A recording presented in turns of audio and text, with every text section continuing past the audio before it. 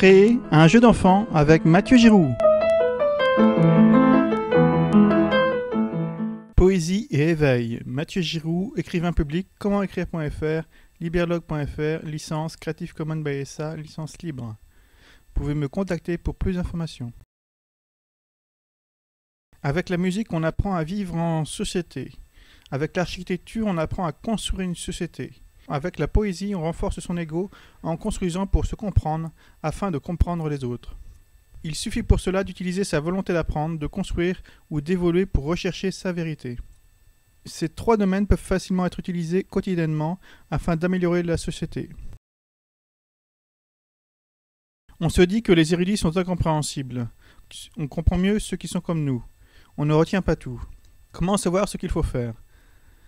En essayant de se comprendre par la poésie permet alors de comprendre les autres. Comment savoir ce qu'il faut faire ? En essayant de se comprendre par la poésie permet alors de comprendre les autres. Écrire permet de se voir plus tard comme un autre afin de se comprendre.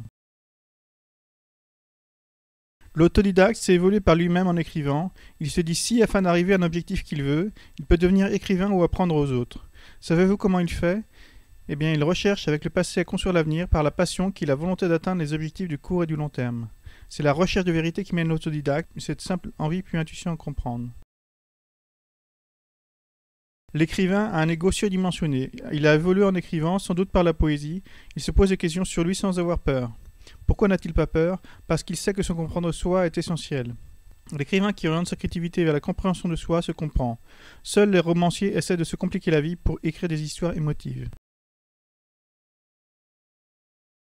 La poésie permet de se convaincre et de convaincre. Elle permet aussi de se comprendre et d'apprendre aux autres. Elle permet de se faire face sans avoir peur de soi.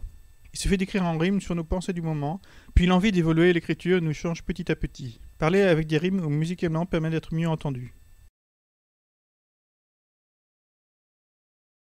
La poésie, c'est des rimes et des métaphores qui nous orientent, un texte beau à entendre et à comprendre, avec peu de hiatus, avec donc peu de confrontation de voyelles, pouvant se chanter en ballade ou avec des notes.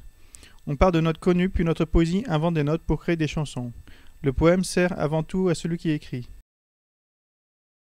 Conclusion. La poésie, c'est surtout écrire pour se comprendre, avec de simples rimes. Il s'agit donc d'écrire pour garder trace de soi, afin de se comprendre plus tard comme un autre.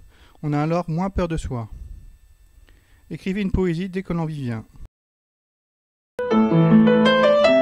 C'était Créer un jeu d'enfant avec Mathieu Giroux.